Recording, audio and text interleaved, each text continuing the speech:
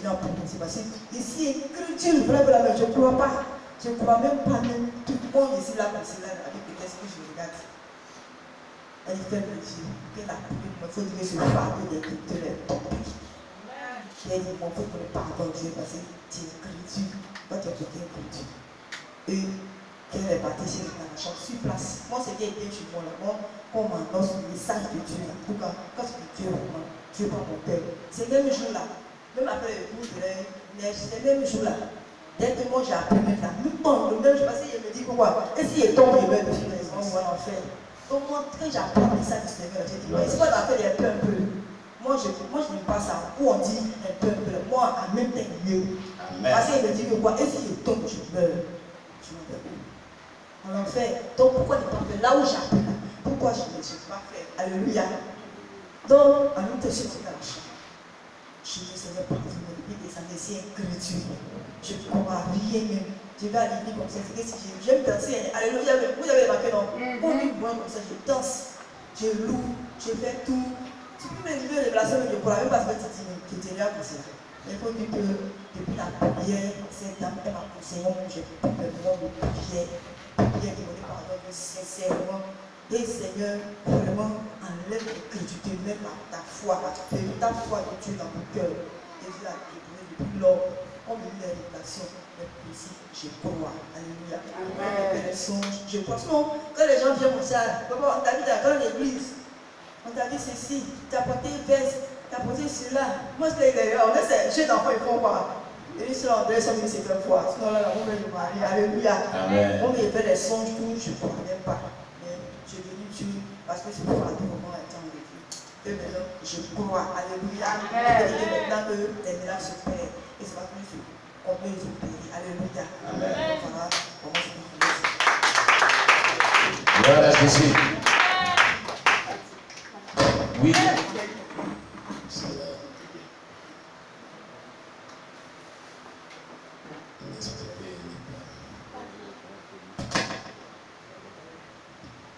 Alléluia. Amen. Alléluia.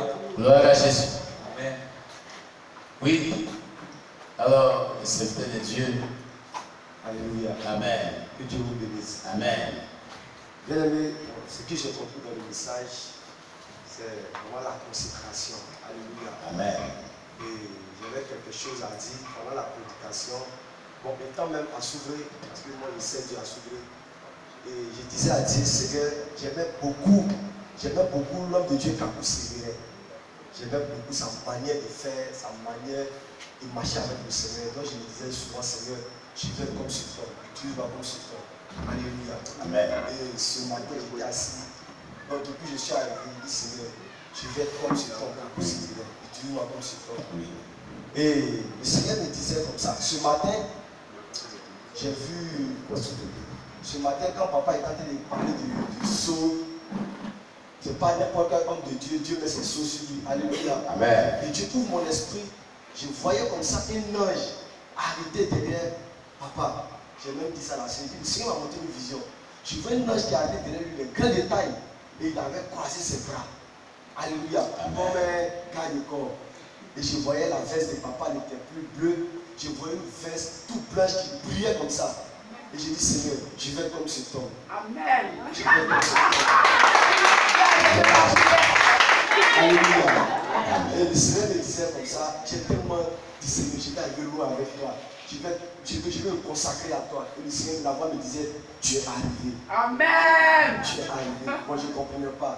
Et puis la voix me disait, tu es arrivé. Je dis, Seigneur, si je suis vraiment arrivé, vraiment, la gloire te revienne. Parce que c'est vrai, j'ai fréquenté les hommes de Dieu. Mais c'est ici, vraiment, je vois vraiment les gens sont dans la prière, dans le jeûne. Alléluia.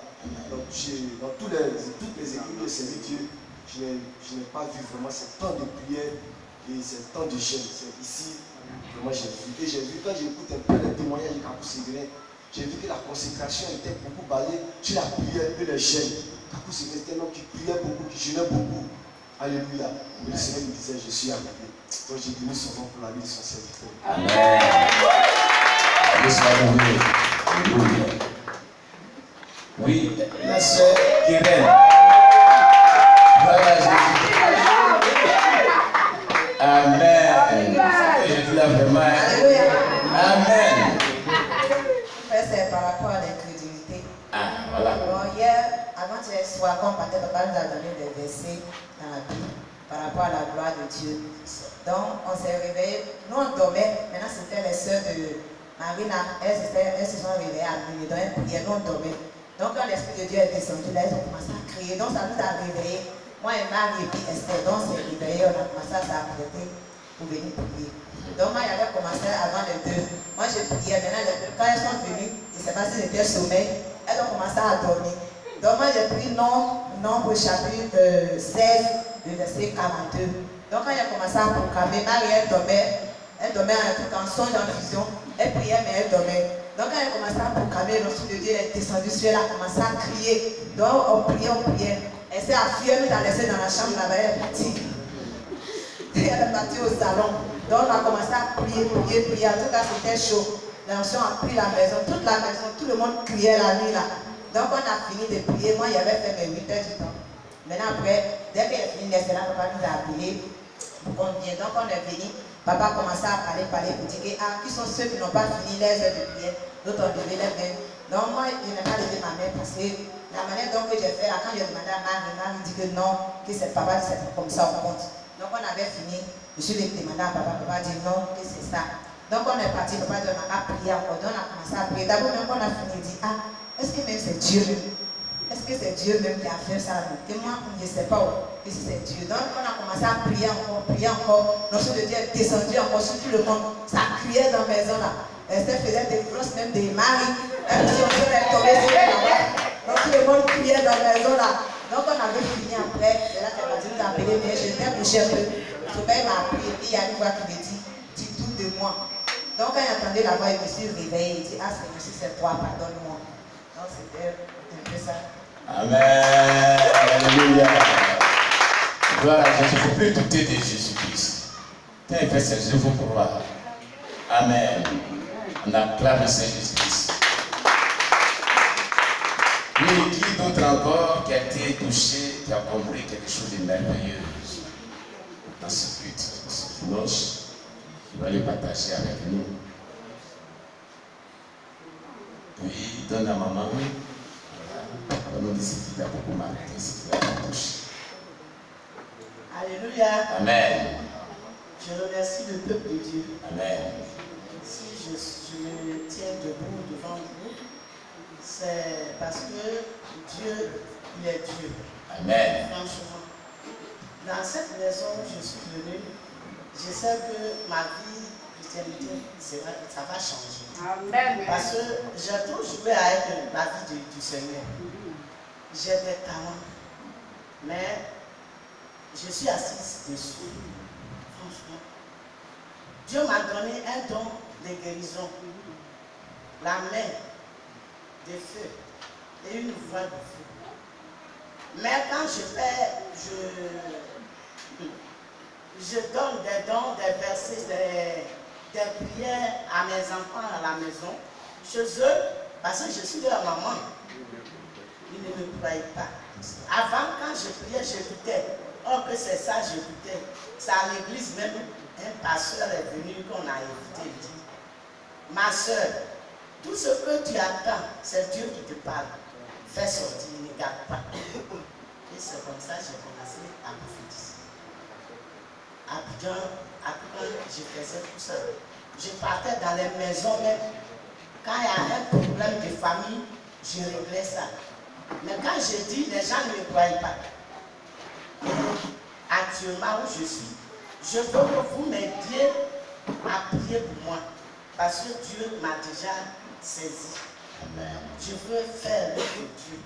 Amen. On m'a même dit d'aller à l'église dans les hôpitaux pour prier pour les malades. Et c'était ça, c'est sur ça même j'étais. Et puis j'ai négligé. Donc, ce que Dieu fait, c'est vrai. Ne doutez point. Quand Dieu vous parle, écoutez sa voix vraiment. Amen. Dieu il parle à son enfant. Mais si tu n'as pas les discernements, tu ne sais pas ce qu'il dit. Mais il faut avoir les discernements. Et c'est comme ça. Moi, le papa disait tout de suite qu'il y a une femme qui a fait ses témoignages. Son témoignage. Moi, j'ai vomi crapaud à Abidjan. Papa Danon, je sais que c'est son frère. Il a des choses de leur village. C'est lui qui m'a baptisé. Et il m'a donné des gènes secs. Quand j'ai fait, mes parents parlent. Mais j'ai dit, je sais ce que je fais, je ne vais pas mourir dans ça. Et je faisais des gènes. Il m'a dit, ma fille, prends ton pain qui te tient en cœur et mets à côté de toi. Quand tu vas prier, tu vas vomir sur ça. Et j'ai voulu crapaud. Crapaud est sorti dans moi. Donc, quand on dit Dieu fait des réalités, des choses à quelqu'un là, c'est une réalité. Avant je doutais, mais maintenant là je ne doute plus. Mais quand je dis à la maison, quand il y a quelque chose et puis je parle, les enfants disent oh maman, mais c'est faux, c'est comme ça. Mais quand je dis là, ça se réalise. Avant, je n'amenais pas mes enfants à l'hôpital. Quand mon enfant est malade, c'est moi-même qui prie. Et puis mon enfant se lève. Et c'est comme ça, Dieu m'a donné ses dons. J'ai don de guérison. Donc, oui, je suis venu dans cette église-là. Je veux vraiment une réalité du Seigneur. Je veux que Dieu parle. Mais la fois passée, je ne sais pas ce qui m'est arrivé, mais je sais que ça va aller.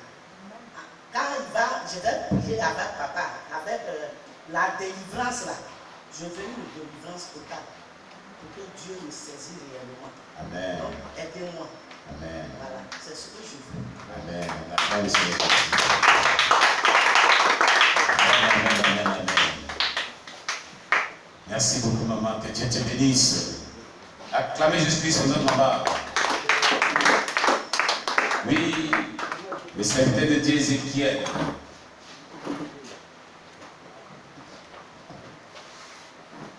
Il va nous dire ce qu'il avait dit.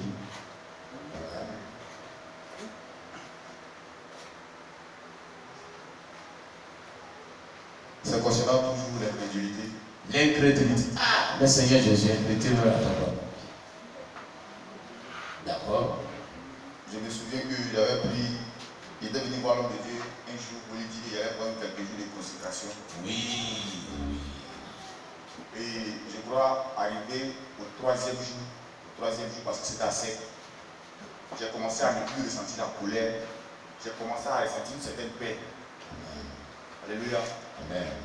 Et au troisième jour, dans la nuit du troisième jour, j'étais assis comme ça. Pendant que je faisais de méditer, j'ai commencé à ressentir des douleurs à l'intérieur de moi. Alléluia. Et une voix me dit, si tu n'arrêtes pas ce jeûne-là, tu vois que si tu meurs, tu vas aller au ciel. Alléluia. Parce que avant de commencer le jeûne, j'avais dit à la Côte que, parce qu'avant ça, on avait déjà fait un mois de jeûne. Mais il est arrivé au 5e jour de jeûne sec et il était venu dire que j'avais des ulcères. Il m'a dit, bon, si c'est comme ça, pourquoi ça continue? Tu peux faire, mais à Aubin, tu descends le soir. Amen. Et lorsque la voix m'a dit ça, c'est une voix intérieure. Moi, je n'ai pas tout de suite demandé si c'est la voix du Seigneur. Moi, j'ai cautionné cette voix-là. Amen. Et bon, vu que chaque fois, il demande au Seigneur de me parler, je n'ai pas su discerner la voix du Seigneur et celle de l'esprit malin. Alléluia. Et c'est après avoir rompu le jeûne, parce que le lendemain, je me dis à la côté, il pourra continuer parce qu'une voix m'a dit que vraiment il ne peut pas continuer. C'est après avoir rompu le jeûne que le lendemain sur internet, j'ai écouté un témoignage d'un serviteur de Dieu. Et puis c'est un ex-sétaniste aussi qui a dit que l'esprit, la maladie du cerf était lancée par le diable. Alléluia. Et que il dit aux chrétiens que lorsqu'ils jeûnent, au travers de cette maladie-là, ils ne peuvent pas. Mais si tu continues le jeûne, tu peux être délivré de cette maladie-là. Parce que cette maladie-là, c'est le diable qui lance ça. Alléluia. Et j'ai compris ce jour-là que ce n'était pas la voix du Seigneur qui me parlait, mais c'est l'esprit du diable qui a voulu que je puisse rompre ce jeûne-là pour ne pas que je puisse arriver. Parce qu'il a vu la gloire que Dieu avait réservée pour moi au fil de ce jeûne-là. Amen. Donc la dernière fois quand je suis venu, et je crois que c'est hier ou avant-hier, quand la soeur Marina a rendu son témoignage, quand moi je lui ai demandé un jour, elle m'a dit que non, c'était un jeûne de 7 jours. Par quelle surprise j'ai entendu c'est 10 jours. Il dit, aïe. Il comprend maintenant comment il est la soeur. Il dit, la soeur me reste un peu à rentrer. Elle va partir. Donc, en tout cas, vraiment, la soeur Marie avait raison. Vraiment, elle faisait peur à beaucoup d'hommes. C'est une sœur déjà, elle n'est pas déjà grosse, mais vraiment, elle a manifesté la foi.